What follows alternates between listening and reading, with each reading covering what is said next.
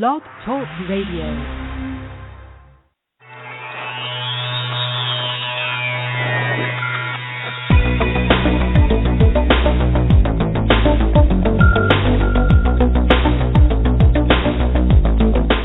Across the country and around the world, streaming live on the internet, it's Real Estate Coaching Radio, bringing you the latest news, interviews, and secrets of the top producers. Hosted by award-winning real estate coaches, Tim and Julie Harris.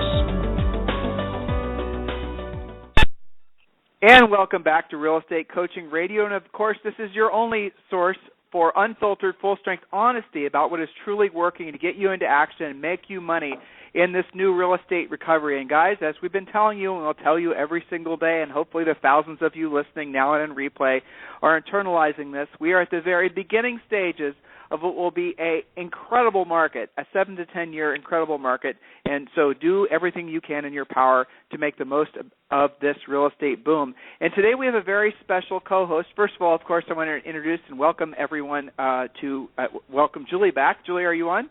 Thank you. I am. It's a pleasure to be here, as always. And our special co-host today for today's show is, of course, Mr. Luis Ortiz from the Bravo TV show $1 Million Listing New York. So, Luis, welcome to today's radio show. Thank you very much for having me. So, Luis, we are really looking forward to talking with you because you definitely bring a different flavor to that show in that you are someone I think would be. How long have you been in the real estate business? You haven't been in it for your whole life. I started in real estate. No, I started in real estate in 2008. Pretty much as soon as the market crashed, that's when I jumped into real estate.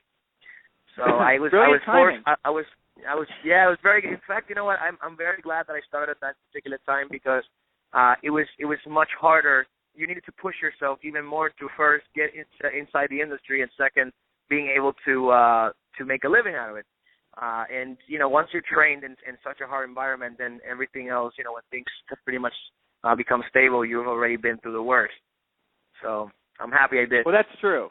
That's definitely true. I mean, you definitely were able to sharpen your teeth in what will be probably remembered as the worst real estate market in all of our lifetimes. You know, yes. you were able to succeed during what will be, you know, remembered as another Great Depression. So that you are absolutely correct. That's a great mindset. I appreciate that. By the way, yes. Go ahead. I'm sorry.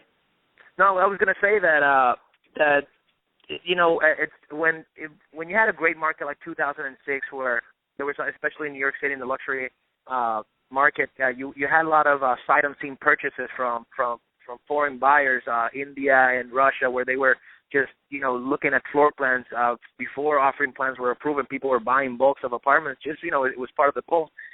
When everything crashed, and that's when I started 3 different marketing strategy to first market yourself and be able to earn that credibility, and second, being able to market your products. And if you didn't have one, you had to find out a way to make it happen. So very exciting. So, Luis, what a lot of people don't know about you, you've got a very interesting background. You know, you were a filmmaker. You directed a film. I read that, and you also have a lot of other interesting things. I mean, you could have done anything. Obviously, in New York, you're essentially the heart of the world. Why did you choose to get into real estate? You know, I'll tell you the story. I first shot a film in 2006 that did very well, and after that, I took the momentum of that film. I've always been fascinated with telling stories and bringing paper into life, and in 2007, I went back to Bolivia to shoot another film, and this time I didn't have money to do it. So I went to different restaurants in New York City asking owners to give me money, not investing on something that was profitable, but investing in someone that eventually will become someone great that can eventually thank them if I ever win the Oscar. That was my pitch at the time. Anyway, so I went shot my second film there, and when I edited it and bring it back, I hated it. I hated it so much, and it was very personal because I put so much heart into it.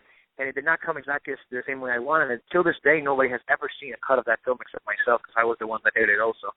And at the time, I was living in a French couch at 63rd and West End Avenue on the Upper West Side, and I needed a change. And it all started with changing apartments. I couldn't be in a couch anymore because I had 3 T-shirts and I had to put them on the one little corner so I didn't make too much mess in somebody else's place. And I went on Craigslist and I found a 2-bedroom, 2-bathroom apartment. The title said Philippe Stark brand new 2-bedroom, 2-bathroom in the heart of the financial district for $2,400. I said, well, $2,400 is not that bad. I have a twin brother. Maybe we can split it. I will find a job and figure it out. And when I came down to the financial district, I went to Wall Street. It was the very first time that I've ever set foot on Wall Street. And Wall Street to me was everything that I've seen in the movies, a boiler room and Wall Street, and, in general. And there was this fire in this district. I went to this apartment, and the apartment was not really a 2-bedroom. It was a studio. It was a 475 square foot studio. But the broker told me that if I put a wall here and a wall there, we'll make it into 2 bedrooms. It ended up being like 100 square foot bedrooms. And the price was not really $2,400. It was $2,800, but had 2 months free on the 14-month lease, so nets down to $24. So it was all like a big scam. But for some reason, I fell in love with the apartment, and I said, I'll take it.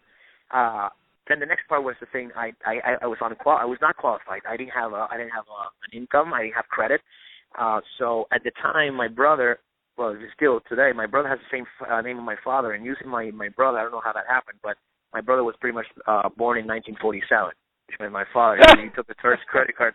He had a Sears credit card in 1971. And so we used that to take a loan. We took a 6-month loan. We paid the 6 months up front, and we got the apartment. And the broker said, listen, you just broker your own deal.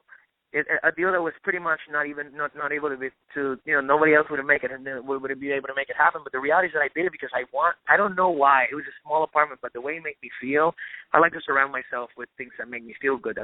That's, I believe, one of the things that I constantly do. So it was about what it made me feel. So I did whatever I had to do in order to get it. So the broker said, listen, you did all this, and I think you'll be good at real estate. And since at the time I was so sad with my movie, I said, listen, this sounds exciting. I was actually excited by my own process of getting my own thing.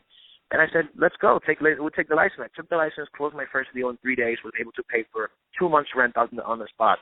And I said, you know what, let's just go at it. And that's how it all started. That's awesome. I don't ask this question of every one of you guys that I interview, but it's always interesting when I do. How did you get on the TV show?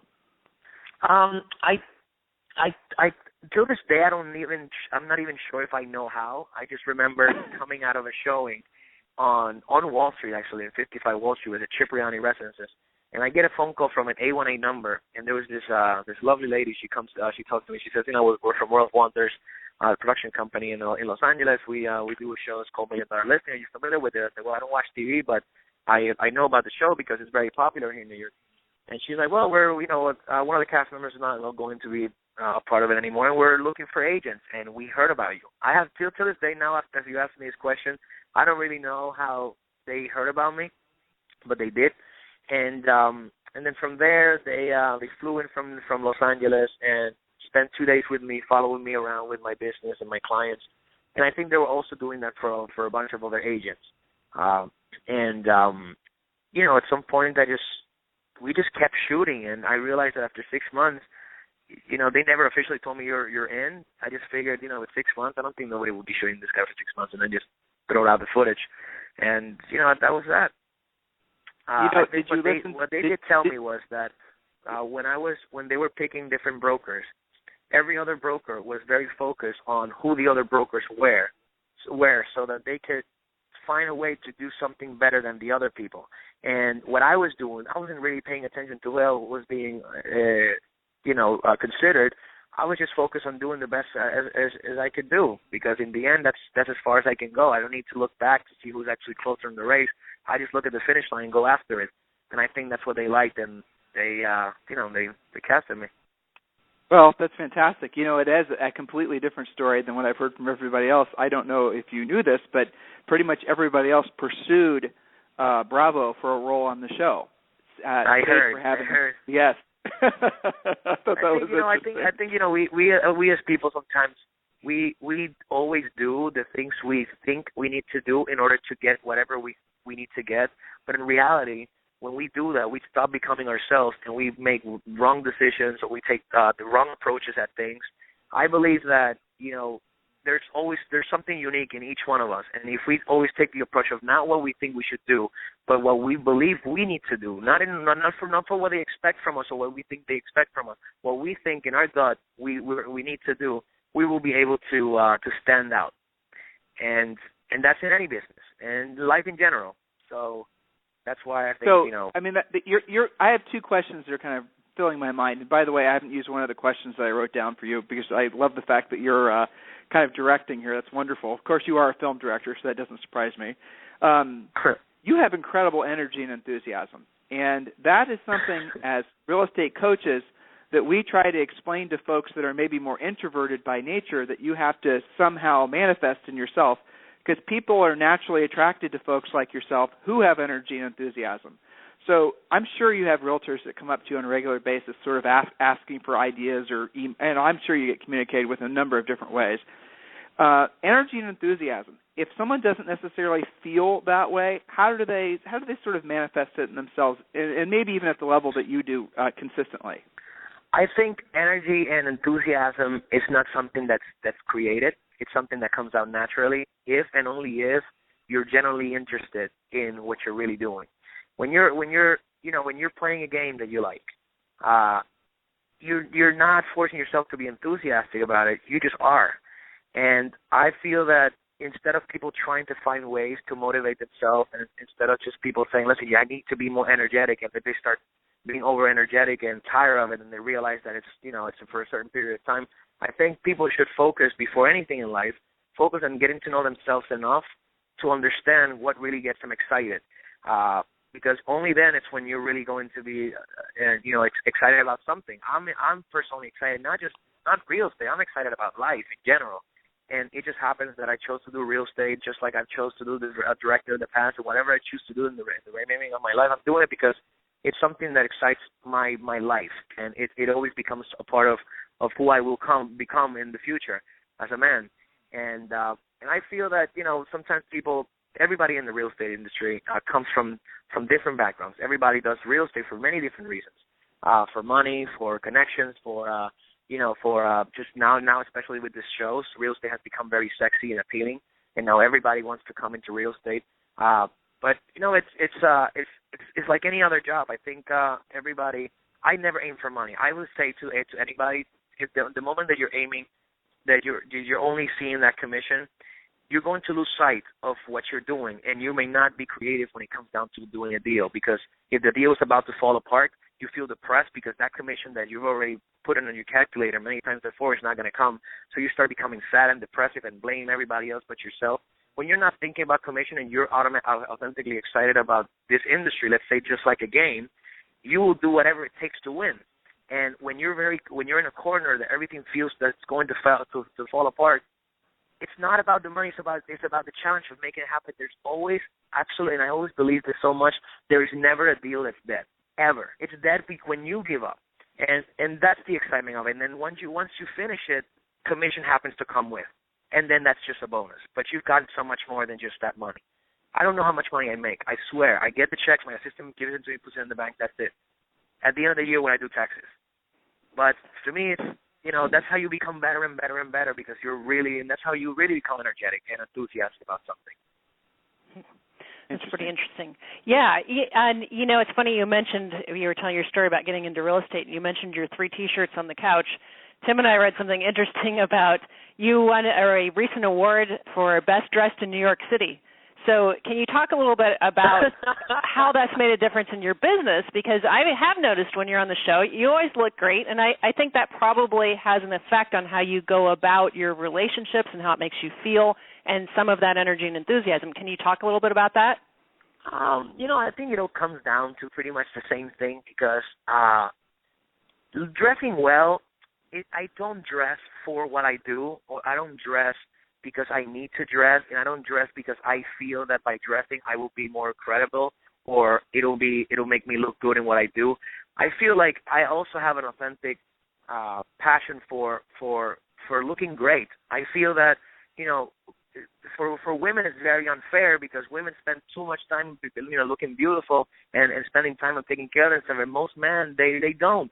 And they throw themselves a T-shirt and they throw themselves a pair of pants, and we women deserve to look at very put together men. And I think I think it says a lot about you. It tells you that if you really are confident in who you are, you want to make sure you look good. I mean, it's a pleasure to look good, not just in real estate, but in anything. And it happened that real estate is not just a transaction. It's, you're in a social environment. You're always pretty much working.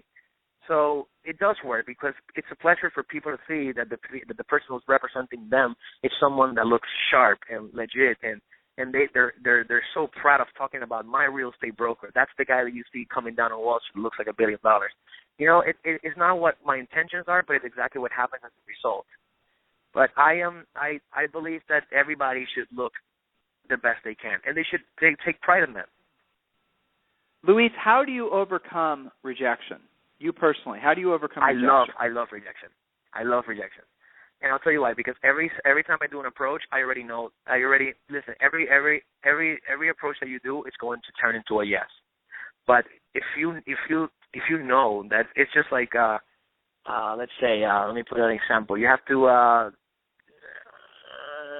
don't even know how to find an analogy, but if you already know that you're going to get a no from everybody, then when you make the phone call, you already know that person's going to say no. So once that's done, then you already understand that the next time it's going to be another no.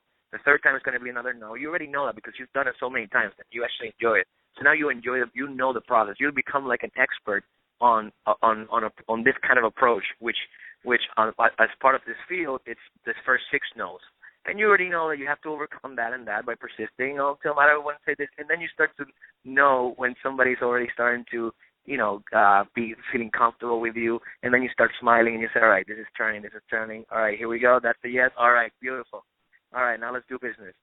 And I feel that that's in life the same thing. When you approach a girl that you've never met, when you're introducing yourself to someone, it's not them to blame. We can't blame them for saying no to us. Everybody has their own life. Everybody has their own experiences. So everybody has this wall and protection to commit to someone, especially when in our business we have 300,000 people approaching the same person, and they all sound the same. So obviously they're going to say no. So it's part of the process. Now, when we understand that, we understand that we need to work a little harder. Not say no and then go, and leave. It needs to happen like that, because if people wouldn't say no, then I don't even know what this world would have been. So understanding that, and mastering that, not letting it take it personal, because it is part of the process. Understanding why they say no, it's not because it's because of you. It's because they will say no to anybody. It's the conditioned response. Yeah, it's the conditioned response. I mean, it's what you're describing is basically, it's called the conditioned response. I mean, everyone has, it's the natural no. Everybody says without thinking about it. It's almost like when someone asks you, well, how are you today? And you say, great, and you? I mean, it's the conditioned response, yes. And you're right. I love how you're describing it, Luis, because it's true. And on the other, if you see a girl in the bar and you go straight to her without knowing her, he says, "Hi, my name is Luis. Let's go home right now." She's gonna say no. It's not because, and then you can't go and feel depressed. It's obvious, So. Well, I've been married for 23 years, so I have absolutely no idea. Yeah, he's not allowed to go into a bar, but we appreciate your analogy just the same. But listen, I think everybody should really, I mean, as crazy as it sounds, and maybe people can hear it, and it may sound easy. It's not, but, I think what makes life so interesting is that everything is not easy, because if everything was, we never learn. We don't have any experience, and experience comes from all this hard things that we put into. I think everybody should focus on try to, especially in this business, to handle rejections, because it's part of everything. And if they learn that, they will not just learn it in the business of real estate. They'll learn it in the business of life. And then nothing really gets personal to you. And then you understand that it's never about you. And people, it is never about you. Especially when they don't even know you. Why would they make it about you if they don't know you? So. It's a great outlook. Well, Luis, so you obviously don't have any issue asking for business, and you're in an incredibly competitive market. Can you share what your 3 best lead generators are? What would you just never live without in terms of lead generation for you? I cold call personally. Now it's become a little bit, I would say not easy, but it's becoming a little bit, when I say my name, most people already know me. So it's I've gotten to a point that my name has grown, and most people know me. But back in the day, even if I've never gotten the show, I would have still do it, because that's how I started. That's how we still do it today. Nothing has changed. I think cold calling it's a great generation of leads, because you're going straight to the source, and but obviously with and I don't believe in pitches, written pitches, because it sounds very robotic. I think everybody is a different person, and that same person is a different person in different days because of different moods. So you just gotta open up. that's one thing. Socializing. I think why eating. If I'm having lunch, usually before I used to go to a very small fast food. Now I go to a restaurant where it's going to be where I know everybody is, because I think real estate is a conversation that is in everybody else's mouth, anywhere, regardless of us being in the industry or not. Everybody always talks about real estate. If it's not about television, it's about the real estate in different countries. It's about me gushing about my apartment that I just bought last week, or the apartment of my friend. Oh, I saw my friend's apartment. Everybody's always talking about real estate. So the more and more you're out there, and the more and more people associate you with real estate, when you're around and that conversation is there, you're going to be that man or woman that people are going to say, listen, we're just talking about real estate, blah blah blah.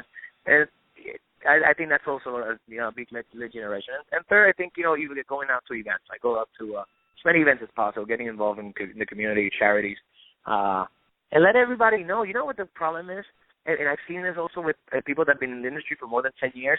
A lot of people in their circles don't know they do real estate. How come you don't tell the world that you are in real estate? And if they have a friend that refers them to another realtor, we get angry at them. Why don't you refer it to me? Well, I don't know. I forgot, and then we blame our friend. No, blame yourself. Let everybody know that you're in real estate. Everybody. They should know, and they should know, and they should understand how much you love what you do and how involved you are in it.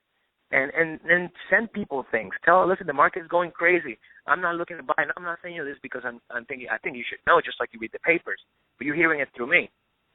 Tell them let people love this thing the same way they love to talk about art. So I think that's another one. You've obviously picked up a lot of good training along the way, coaching, training, things of that nature. How influential have those been on your career? Coaching? See? What? I'm sorry, your question again? Coaching and training and mentoring and things of that nature. I mean, I can tell by listening to you, you've picked up a lot of good training along the way. How influential has that been on your career? If I tell you the truth, I've never went to any training, and I've never coached in my life. I've had. Well, hold on, Luis. I watched the show the other day, and I watched you use a script, and I know where that script came from. So you did pick up some things along the way, what right? Script? But the FSBO script.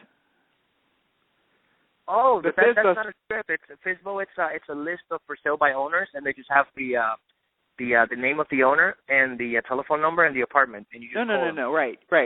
Well, the point is that I get the sense that you are someone who absorbs information from multitudes of sources, and then you personalize that information for you. So you're not necessarily you've read scripts and you've internalized them, and then you've woven them together so they work for you. That's what I pick up from. No, but I've never written scripts before.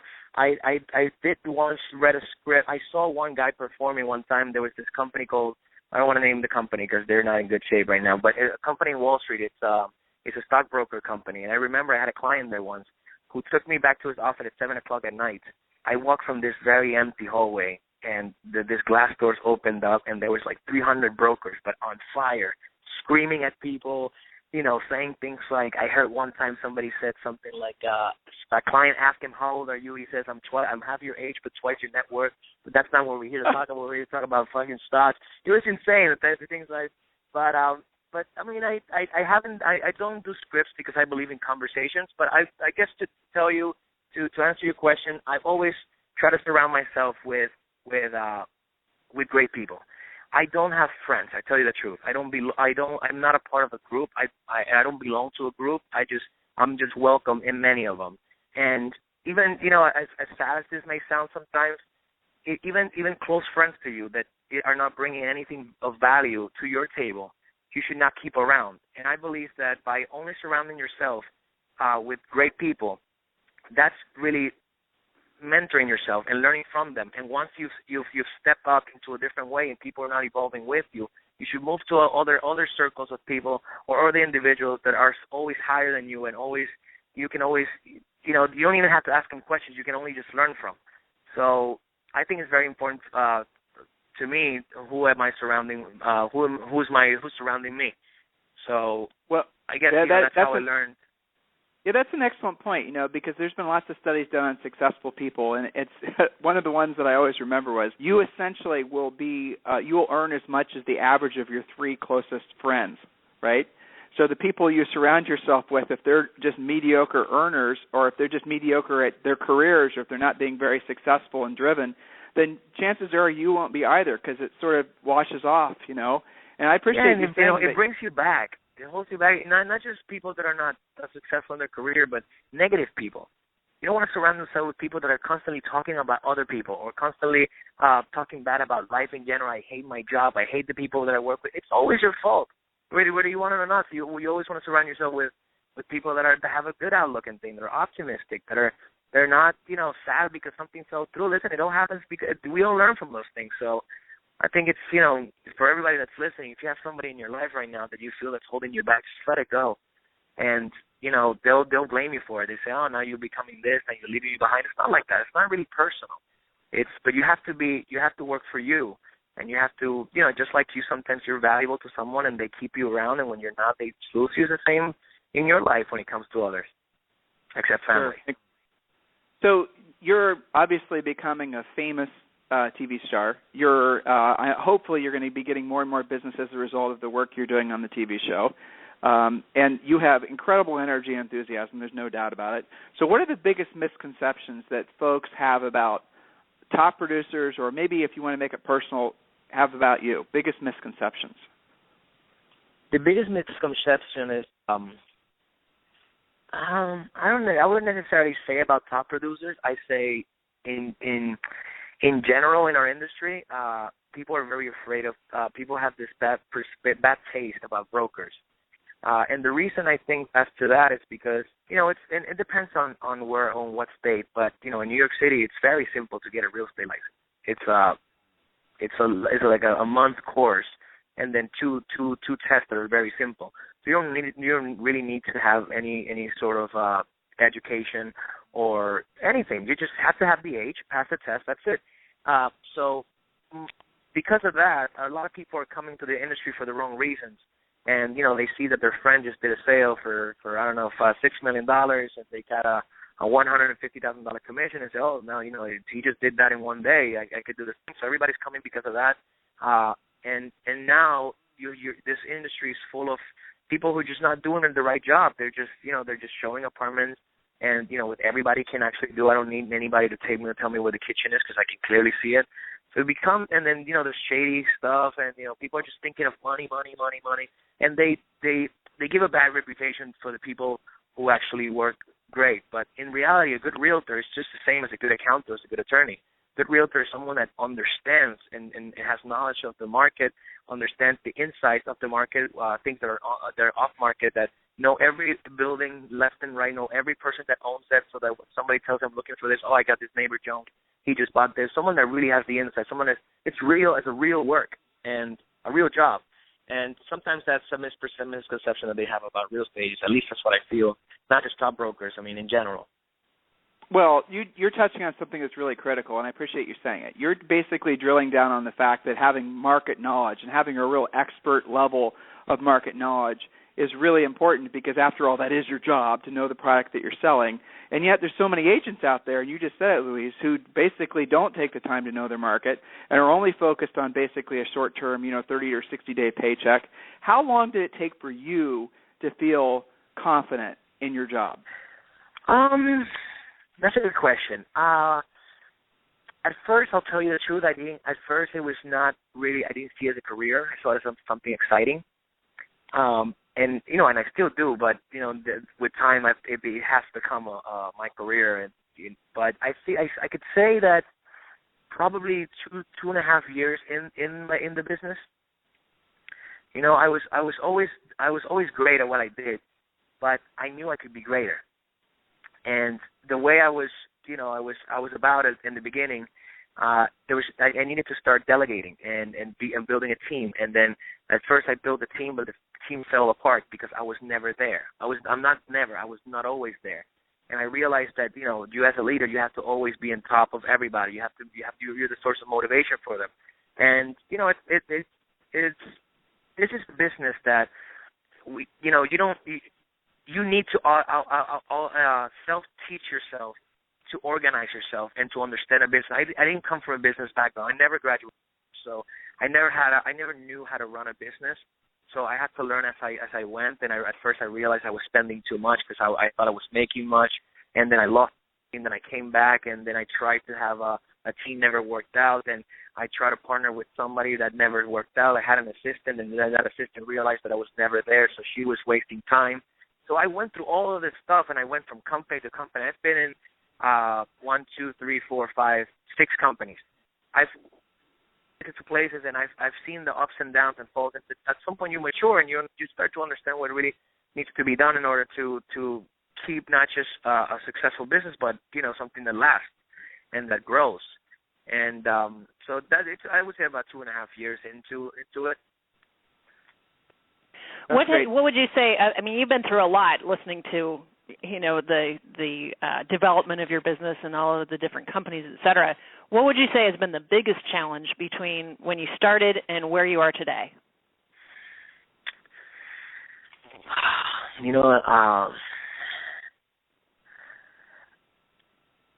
I think everything is always it is. Sometimes we always think that we know specific things, but even though we've done it many times before, every time keeps from being new. I feel that sometimes and this doesn't happen to me anymore, but it used to happen to me when I was in real estate, full time, and then I took a month off, and then I went back to it. It almost felt like I was never doing real estate it almost felt back like it feels that it's something that you gain and the experience that you earn by only constantly being in the business all the time. And I feel like, now it's different because, I'm very experienced and I understand things, but especially, the market changing every single time. I feel like, when people do this part-time, it always comes back to us. So I think that was always a challenge to, like, being on the business and being able to do this so many times that eventually became second nature.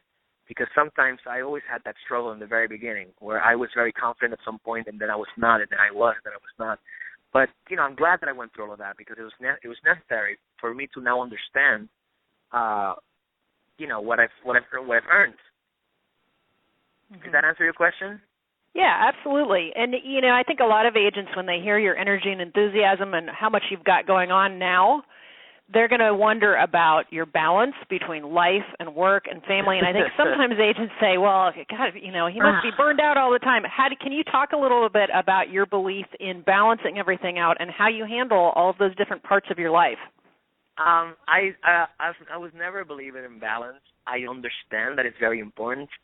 My personality, the way I like to live life is to live life to the extreme. I do understand. However, I'm a rational person. I do understand that is not the best way to live life, but I choose to live it like that because to me it's exciting, and I'd rather live an exciting life. That's something that should be the way you should live. Maybe that'll come back to me in the future, but I like it. I die tomorrow, guys, and I will be the happiest man in the world, and I enjoy that. But right now I have no kids, I have no girlfriend, I have no pets. My only responsibility is my mortgage and my cell phone. So right now I enjoy this. I enjoy what I do. So I'm working until very late. But I'm a family man. I come from a great family, and I come from great values. And I do want to have a little Luis running around. So eventually, I want to, because I want to be able to teach everything that I've been through to the only person that I would really truly want to teach this to, which is my kids. So I understand at some point I have to get a balance, but I believe, to answer your question, that the best way to start balancing your life is to start delegating and building a team of people that are qualified people that can do what you normally do, and that your only job at some point starts becoming about generating business, giving face and overseeing, as opposed to just being show 15 apartments a day or have 9 clients have no life. So I think anything in life, as you grow, you delegate, and you have people that are learning as they go through you and with you, and they take care of other things. So that way, I have time for my family, and they won't have time for their family, but it's part until they become to a point that they can do the things on their own, grow with me, or take their own journeys. And I think that's how I plan to do it. Sure, makes sense. What is the next level in your business? Where do you see yourself 6 months, 6 years? What's next? Well, right now I'm doing a lot of public speaking, which I personally enjoy. But in real estate, I'm going into new developments now, which is I think where I'm very excited to work, because as opposed to do resales, new developments, you get to be a part of the process from the moment a developer buys the land to the moment that the offering plan is written, to choosing what layouts work for that specific neighborhood, pricing units, the marketing part of it, creating the perception of that brand, to the moment that it starts selling, to the moment that the developer is extremely happy with your work and wants to give you the next project. And then eventually becoming a developer. Wow, I don't need you never know. Yeah, why not? Absolutely. So this is always the question I like to end interviews with, because it's interesting how folks answer it. And the question is why you, Luis Ortiz? Why you?